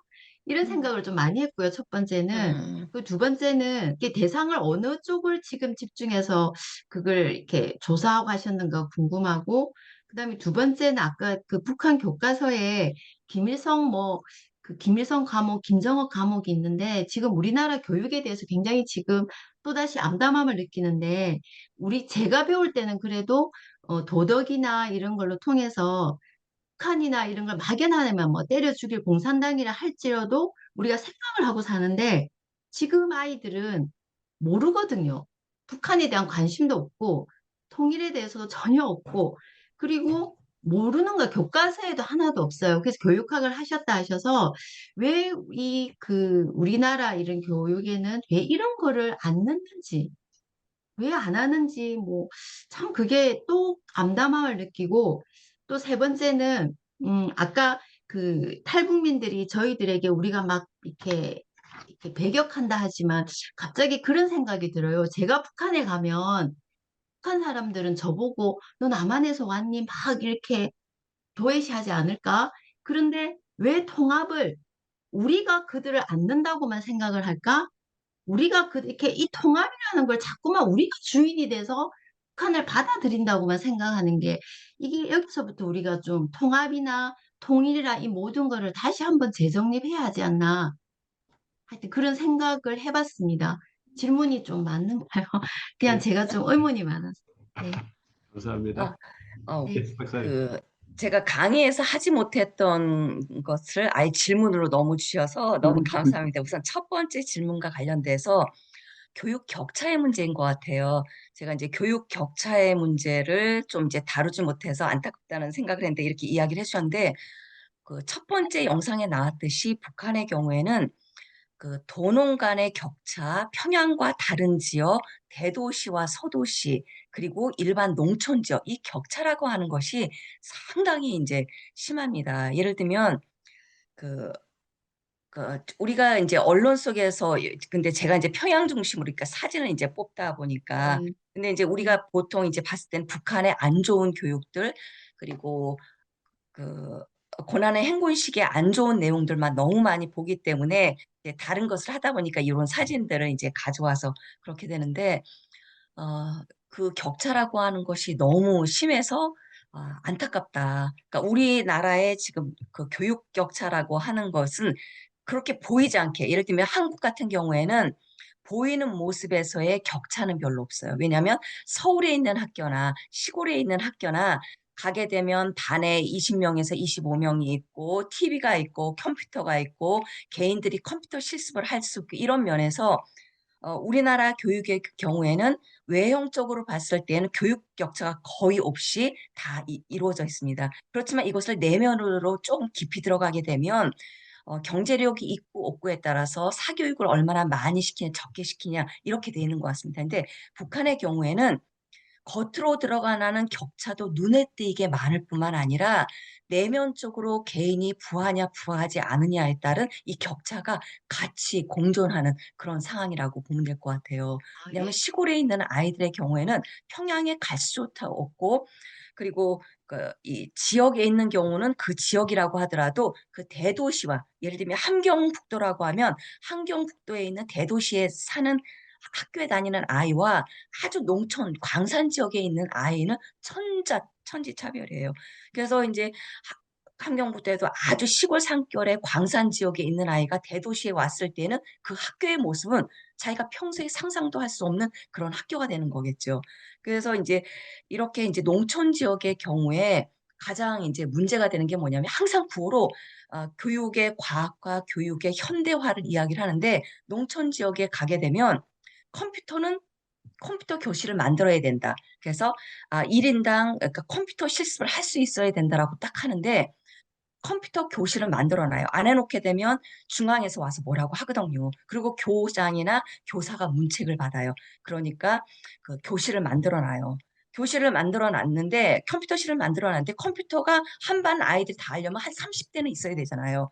그러니까 30대가 있는 경우도 있어요. 없는 경우도 있고 있다고 하더라도 너무 오래돼서 사용할 수 없는 그런 이제 경우가 있고 각 반마다 이제 컴퓨터 수업을 하라고 제시가 나와요. 그러니까 이제 김정은 지시에 따라서 각 교실에 컴퓨터를 해놓고 컴퓨터에서 우리 예를 들면 이제 그 PPT를 통해서 수업을 해라. 그리고 수업을 하는 것을 보일 수 있도록 이렇게 시연을 해야 되거든요.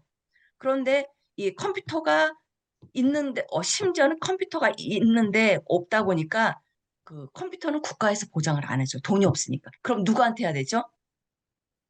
그러니까 그 교실에 컴퓨터가 없으면 그 선생님은 학부모한테 돈 있는 학부모를 막 해요. 우리 컴퓨터 없다. 컴퓨터를 해달라. 그러면 이제 학부모를 쫄라서 컴퓨터를 해놨어요. 근데 그 컴퓨터가 너무 비싼 거예요. 근데 컴퓨터를 그냥 놔두면 어떻게 되죠? 그 다음날 오면 누군가가 뜯어가요. 도난을 당해요. 그래서 거기다 열쇠를 채워놔요. 근데 매일 이걸 망을 쓸 수가 없잖아요. 그래서 어떤 시골 학교 같은 경우는 컴퓨터를 그러니까 중앙에서 나와서 시범을 보일 때만 딱 하고 난 다음에 그 컴퓨터를 자기 집에 갖다가 놓는 경우. 그래서 필요할 때만 가져오는 경우. 뭐 이런 정도로 해서 다르고 그리고 이제 컴퓨터를 어느 정도 해야 되는데 실습을 할 수 있는 학교는 실습을 할 수도 있습니다.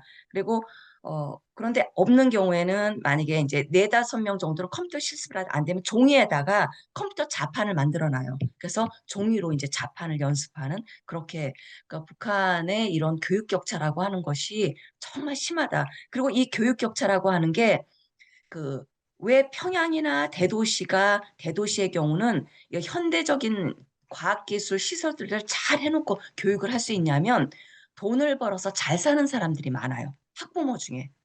그럼 그 학부모들이 교육과 관련된 물자를 만들어 놓는 것이죠. 그런 이제 광산 지역이나 아주 그 첩첩산골로 들어가게 되면 장사를 하는 사람이 한다고 하더라도 약간 보따리 장사 비슷하게 아주 적어요. 그러니까 부모들이 이렇게 학교를 위해서 모든 물자를 내거나 하는 게 한정돼 있기 때문에 그 좋은 현대화 기기들을 마련할 수가 없는 이런 상황입니다. 그리고 두 번째 질문으로 넘어가겠습니다. 두 번째 질문은 한국에서도 이런 통일 교육이 많이 활성화가 됐으면 좋겠다. 북한에 대한 이해 교육이 있었으면 좋겠다라고 하는데 그러니까 도덕 교육이 있는 경우에는 이게 이제 가장 첫 번째는 입시에 나오지 않아요. 그러니까 입시에서 가르치지를 않습니다.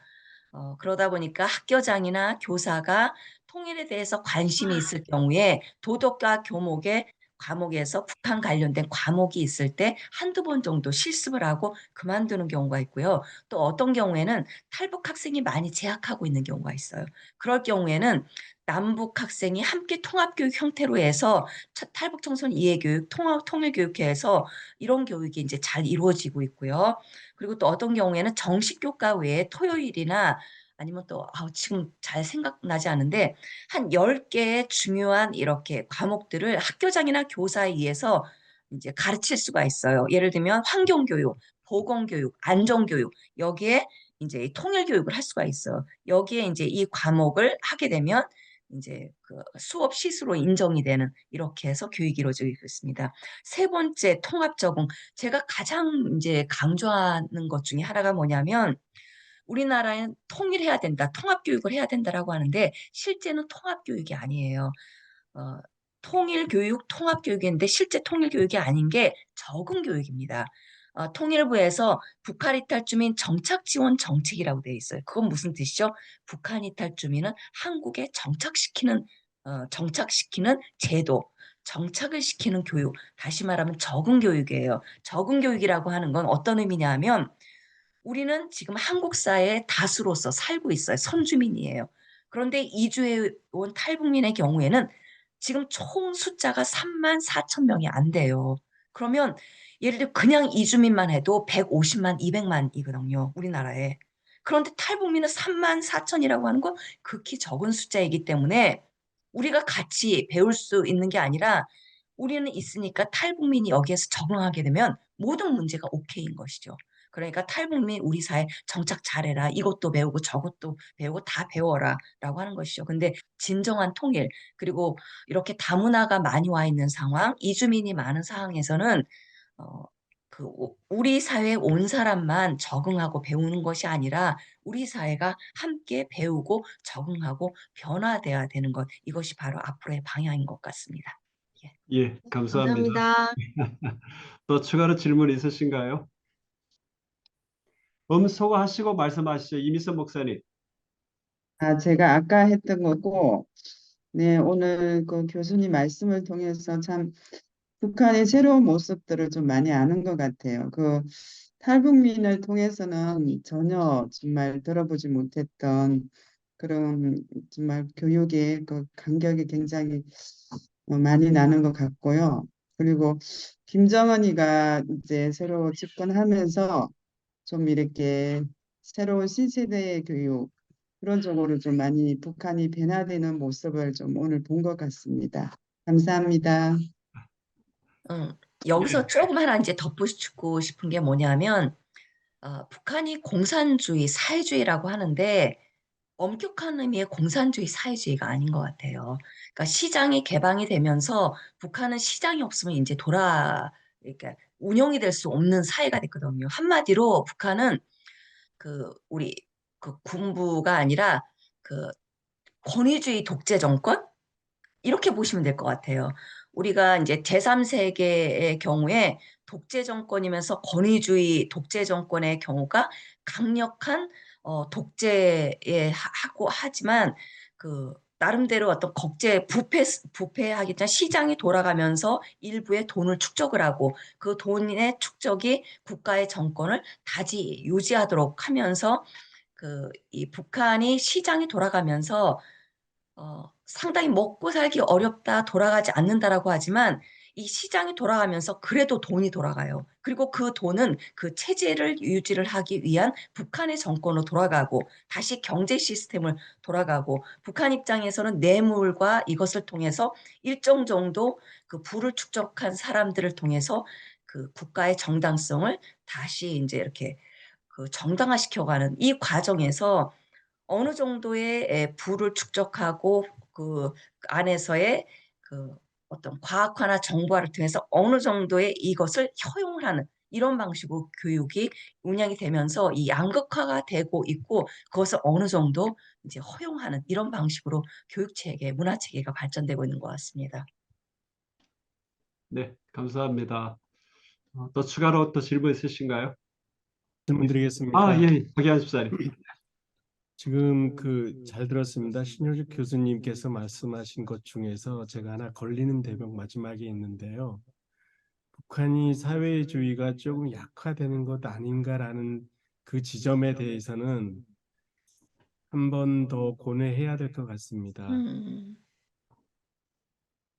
아, 그 용어를 제가 좀 잘못 썼던 것 같습니다. 그러니까 사회주의가 약화된다라고 하는 건 그 경제적인 측면에서 얘기를 했던 것 같아요. 그게 아니라 사상적인 측면에서는 북한의 김일성, 김정일, 김정은의 이 독재 체제, 사상 체계라고 하는 것은 정말 강력하게 유지가 되고 있고 세계 유례를 찾아볼 수 없을 만한 이런 강력한 이제 사상 체계를 가지고 있습니다. 그리고 김정은 정권 들어오게 되면서 이제 최근에 들어왔던 사람하고 이제 면담도 했었어요.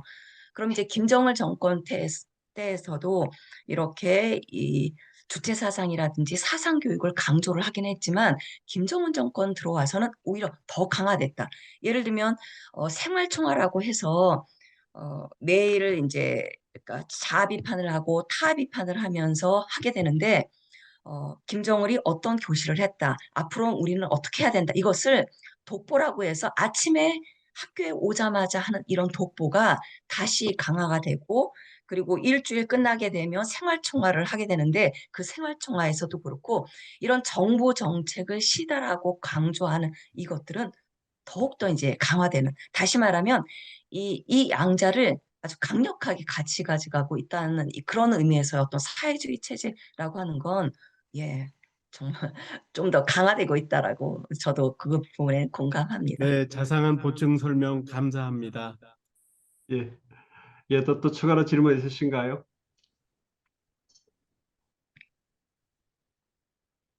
예, 제가 진행을 하면서 질문이 매끄럽지 않으면 그냥 제가 막간을 이용해서 한 질문을 몇 가지를 늘 해놓고 있는데요. 예. 그 중에 하나가 아까 교육에 관련해 가지고 제가 알고 있기로는 코로나 기간을 빼고 북한 당국이 매년 2010년도부터 교육 재정 증감률 한 7% 정도 이상씩 되는 거를 계속 나오고 있고요. 근데 전체 총액은 안 나오지만 근데 이제 주로 당국이 관심을 가지고 있는 중앙교육이라든 특정 교육 분야에 대해서는 국가 재정에서 직접 그 중앙 재정에서 책임을 지고 2012년, 2015년 이런 교육부에서는 무상 교육이라든지 국가가 다 한다고 법률적으로 보장을 하고 있지만 초가 소학교라든지 중학교 그 과정 내에서는 지방이 책임을 지도록 지방 재정에서 그러니까 단순하게 세외 부담의 도농 간의 차이라든지 물론 그런 것 때문에 격차가 많이 벌어지는 이유도 있지만 궁극적으로는 재정 자체가 열악한 지방이 그 중등 교육을 책임져 이런 구조. 그래서 제가 보기에는 이런 구조 하에서라면 우리 지금 교육청은 돈이 좀 남아 돌고 있고 그래서 박사님 연구하시는 과정 중에 이런 아직은 지금 우리 막혀 있지만 우리 교육청 지방자치 단계랑 북한의 그런 지방 교육이랑 좀 연결 조인을 해서 이런 것을 보완해서 해왔던 그런 정책이라든지 활동이라든지 또 앞으로 할 수 있는 영역이라든지 그런 부분에 대한 연구가 있으시면 제가 좀 말씀해 주시면 좋겠습니다. 예, 아이고. 정철홍 목사님께서는 아유 교육 전문가처럼 중요한 사실 이야기들을 이제 지금 이야기를 해주셨습니다.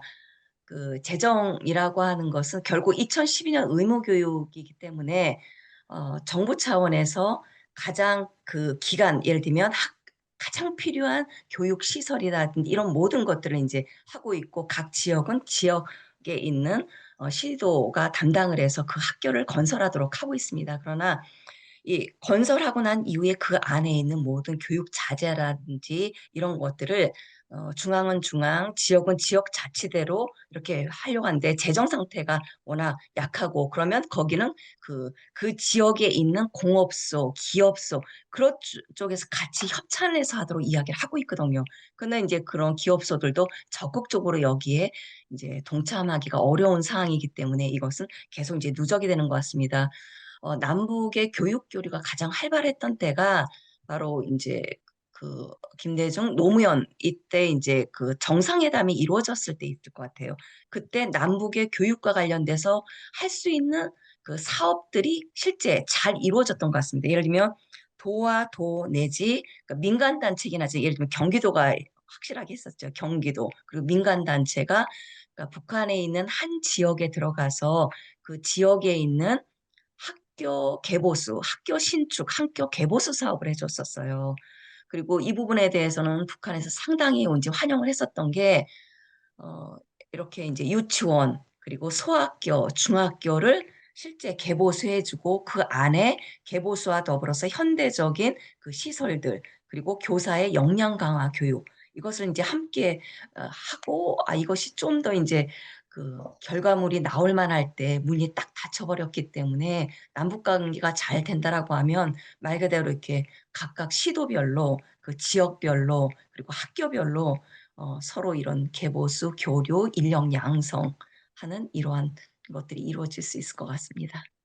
예, 감사합니다. 또 추가로 질문 있으신가요? 예, 천상만 목사님 질문. 예, 신 박사님 수고 많으시고요. 네. 뭐 저는 남한이나 북한이나 좋은 대학 보내고 좋은 직장 들어가게 하고 그 교육열에 그거는 뭐 큰 차이가 없다고 보는데 우리 그 사회에서 예를 들자면 뭐 한국 사회도 좀 개천에서 용나기가 어려운 지금 이제 사회라고가 돼 가는 것 같은데 예를 들자면 북한에서 평양에 예를 들자면 뭐 김대라든가 김책공업대학이라든가 평양의과대학이라든가 이런 데를 보내는 게 예를 들자면 뭐 일중이나 고중에서 뭐 여러 가지 성분이나 이것도 있어야겠지만 예를 들면 지방에 놓고 볼 때 소위 그 지방에서 있는 예를 들자면 도인민위원회 소재지에 있는 고중이나 이런 데서 소위 그 엘리트 학교들 우리로 치면 스카이 같은 데들이 갈 수 있는 가능성과 그런 비율이 어느 정도 되는지 좀 알고 싶네요. 북한은 이제 통계가 불가능한 예, 사회라 퍼센테이지는 이제 예, 이루어질 수 없는 것 같고요. 근데 이제 실제 북한에서 그 지역에 있는 그러니까 지역에서 어떻게 북한의 교육이 어떻게 되냐면 북한의 일반 학교를 갈 수가 있지만 일반 학교에서도 약간 공부를 잘하는 아이들은 예를 들면 이제 북한의 함흥이라고 합시다. 이거는 그 함흥 지역에 있었는데 정말 공부를 잘한다 그러면 함흥 지역에 있는 제일중학교를 가요. 그게 바로 우리가 얘기하는 영재 학교에 해당하는 지역이죠. 근데 이제 이 함흥에 있는 영재 학교인데 그 중에서도 또 공부 잘하는 아이들은 평양으로 다시 갈 수 있는 이렇게 영재 교육 체계가 그러니까 가장 최고의 두뇌들은 평양으로 모이고 평양이 아닌 경우는 각 시도에 있는 영재 학교로 모이게 되는데 그 함흥에 있는 이제 영재학교에 있는 아이가 결국 공부를 잘해서 평양의 대학에 예를 들면 김일성 종합대학이나 김책공업 종합대학 간 친구들이 실제 탈북해서 와서 한국에 있는 경우가 좀 많거든요. 이렇게 이제 체계가 돼 있습니다. 근데 이제 이게 과거의 경우에는 정말 공부를 잘하고 경제적으로 약간 부족해도 이게 가는 게 좀 더 수월했었어요. 그러니까 별도로 내는 게 많지는 않았기 때문에 그런데 요즘의 경우는 국가가 학비를 안 낸다고 하더라도 그 학교에 다니기 위해서 그러니까 먼 곳에 와서 학교를 다니면 기숙사 생활을 해야 되거든요. 그럼 기숙사 생활을 할 때 이게 먹고 사는 걸 좀 학교에서 주는 급식이 아주 부실해요. 그럼 제대로 먹고 살려고 하면 자기가 아르바이트를 하든지 부모가 보내줘야지만 이게 먹고 살면서 책 사고 공부도 하고 선생님들한테 뭔가 뇌물도 바치면서 할 수 있다 보니까 돈이 없으면 중간에 약간 중도 탈락하는 이런 상태가 되어 있어서 북한도 이 경제력에 따라서 개천에서 용나는 게 갈수록 힘들어지고 있다라고 봐야 될 것 같습니다. 예, 감사합니다. 한태환 장로님. 예, 제 목소리 들리세요? 예, 장로님 잘 들리고 예, 있습니다. 교수님, 진짜 인문사회적으로 남한하고 북한 탈북민들에 대한 의식 구조가 서로 다르다라고 하는 거에 대해서 진짜 정리를 잘 해주셔가지고 잘 들었는데요. 제가 궁금한 내용은 교육 과정에 대한 겁니다. 인문사회적인 것은 그렇다 손치고 컴퓨터를 이용하든 안 하든 어떻든 활용이 되고 교육을 할 수 있는데 코로나 시절에는 인터넷을 이용한 이 원격 강의가 꼭 필요하기 때문에 더 시급한 것이 되겠죠.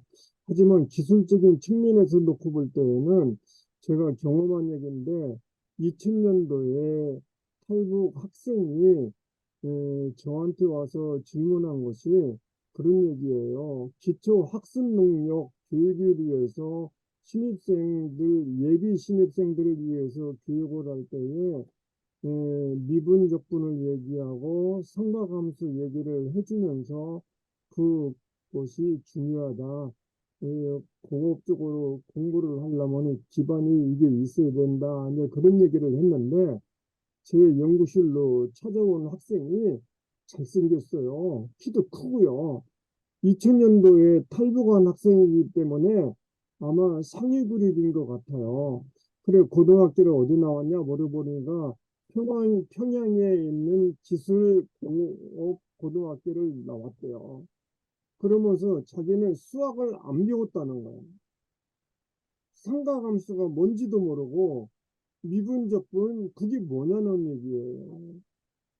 그래서 교육 과정이 그야말로 고등학교 과정이 우리나라 교육 과정하고 비교를 할 만한 데이터가 필요 좀 할 것 같고요. 또 기술적인 것은 더더군다나 차이가 좀 나지 않겠냐. 이제 그런 생각들을 이제 많이 하게 됐거든요. 그 학생들이 본 과정에 와서 교육을 받을 때에는 옆에 있는 학생하고 대화를 엄청나게 많이 하는데 그 이유는 딴 거 아니에요. 도대체 얘기를 하면은 무슨 얘기를 하는지 못 알아듣겠다는 거예요. 인문 사회적으로도 아마 그런 것이 아마 있을지 모르겠어요. 근데 기술적인 면으로 들어가서는 더더군다나 이게 안 통해요. 그래서 같은 고등학교를 졸업하고 중학교를 졸업한다 하더라도 이게 차이가 난다. 그래서 교육과정을 데이터를 뭔가 가지고 있어 줘야지만은 우리가 미래에 통일을 하고 난 다음에 그거에 따라서 적절한 콤비네이션 되어 있는 그런 교육. 이제 그런 것들이 서로 필요하지 않을까. 이제 그런 생각을 해보게 되는데, 예, 그 저는 교육과정 질문을 하나 대한 해주시면 것을 좋겠습니다. 질문. 예를 들어서 설명 가지고 계신 거 있으면 부탁을 좀 하려고 전화를 드렸습니다. 아, 마지막 건 잘못 들었고 그냥 저희가 교육과정 이야기니까 아까 그 예, 왔던 학생은 2000년대 온 학생이죠? 예, 예, 예. 이 설명을 좀 해야 될 것 같아요. 예, 탈북 학생들, 청소년들 같은 경우는 개인마다 그 능력이 다 다릅니다. 근데 그 예, 능력이 개인의 예, 능력이 다른 것도 예, 있긴 하지만 북한에서 그 교육 과정을 받는 것과 관련돼서 2000년대 온 경우는 북한이 고난의 행군 시기였기 때문에 예, 학교가 먹고 사는 문제 때문에 당장 그것 때문에 학교가 공부를 안 가르쳤어요. 어, 그리고 여기 북한의 경우에는 중간에 2, 3년 안 다니다가 졸업식 날 딱 오더라도 졸업장을 줘요. 예, 예. 그렇기 때문에 약간 이제 그런 차이가 있어서 정말 공부를 제대로 안 받았다. 그리고 그 당시 이제 그런 것을 인정을 해줘야 되고 지금 같은 경우에도 북한에 아주 그 부모 따라서 장사하기 위해서 왔다 갔다 한다던가 그런 경우에 학교 졸업장은 받고 중학교 졸업은 했어요. 근데 중학교 교육 과정을 제대로 안 받고 한국에 오는 경우가 있다라고 하는 것도 같이 이제 고려해 둬야 될 것 같습니다. 근데 한편의 경우에는 그럼 북한의 아이들은 다 공부를 못 하느냐? 그렇지 않고 또 제일중학교가 다녔던 이런 아이들의 경우에는 한국의 학교에 넣었을 때 처음에만 옳지 조금 지나가면 또 다 따라오더라고요. 그래서 기본적으로는 능력이 있지만 북한에서 교육을 제대로 받았느냐 못 받았느냐, 교육 공백이 있느냐 없느냐에 따라서 이런 실력 차이가 다한 것 같습니다. 예, 알겠습니다. 감사합니다. 예. 또 감사합니다. 추가 더 질문 있으십니까? 그러면 어, 박사님 제가 북한의 제국 경력, 그 다음에 이제 학력, 이게 우리 한국 사회에서 반영되기가 참 쉽지가 않잖아요. 특히 이렇게 의사인 경우도 그렇고 교사들도 그렇고, 그 다음에 해외에 의대 졸업장이 있으면 바로 이렇게 어묵고시 칠 수 있지만 탈북민들은 인터뷰를 해야 되고, 그래서 이런저런 문제들 보면 개인적으로도 열심히 하고 남북 하나재단에서 뭐 비용 지원해주고도 있지만 이게 제도적으로 와서 연수를 거친다든지 이런 게 아직 정말 제도적으로 안 되어 있기 때문에 그동안 이런 부분에 대해서 준비되어지거나 연구되어지거나 활동들이 있으시면 좀 소개해 주시면 좋겠습니다. 초기 같은 경우에는 북한에서의 경력을 거의 다 인정을 안 했습니다. 그렇기 때문에 북한 분들이 가장 힘들었던 분이거든요. 왜냐하면 아까 통합이라는 얘기를 했는데 통합의 가장 중요한 것 중에 하나가 한국사에서 차별을 안 받는 거예요. 그러니까 차별을 안 받기 위해서는 차별을 안 받을 수 있는 기회를 제공하는 것이거든요. 그 기회라고 하는 건 법적, 제도적인 기회를 제공하는 것인데 북한에서 의대를 나왔어요. 한의대를 나왔어요. 근데 북한에서 그 대학을 나왔다는 것이 인정이 돼야지만 한국에서 북한의 의사고시를 받고 의사가 되는 겁니다. 그런데 그게 초기에 인정이 안 됐어요. 이것에 대해서 계속 문제 제기를 하고 난 이후에 결국은 어, 국가에서 허용을 해서 끊임없는 노력에 의해서 북한에서의 의사 경력, 한의사 경력, 그리고 저기 있죠. 간호사 경력도 인정이 됐습니다. 그래서 한국에 와서는 그 의사고시만 보면은 이제 의사가 되고 한의사가 되고 하다 보니까 지금은 벌써 의사만 해도 50여 명이 넘게 나왔어요. 상당히 많이 나왔습니다. 그래서 이렇게 기회가 주어지면 이 사람들은 정말 이렇게 할 수 있는 능력이 있구나 이걸 알 수 있고요.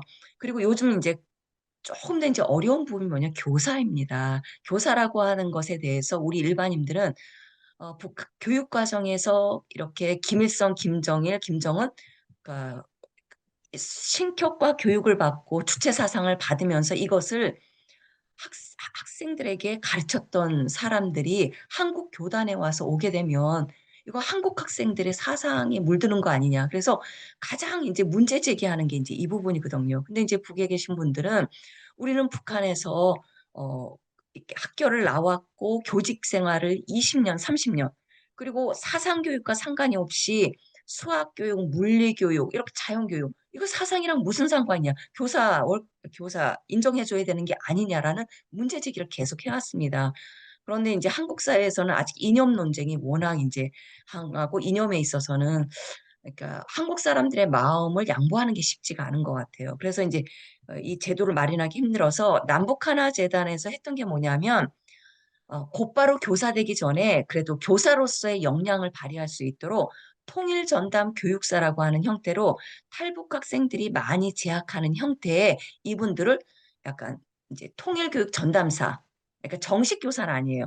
근데 이제 학교에서 일하는 거죠. 그러니까 학교에서 일하면서 탈북 학생들 적응 교육 시키고 보충 수업도 시키고 그리고 중국에서 온 아이들 중국말도 잘 하시니까 중국말과 한국말을 연계해서 교육도 시키고 그리고 한국 학생과 학부모한테는 통일교육, 북한 이해교육, 청소년 교육 이렇게 해서 이런 일을 했었어요.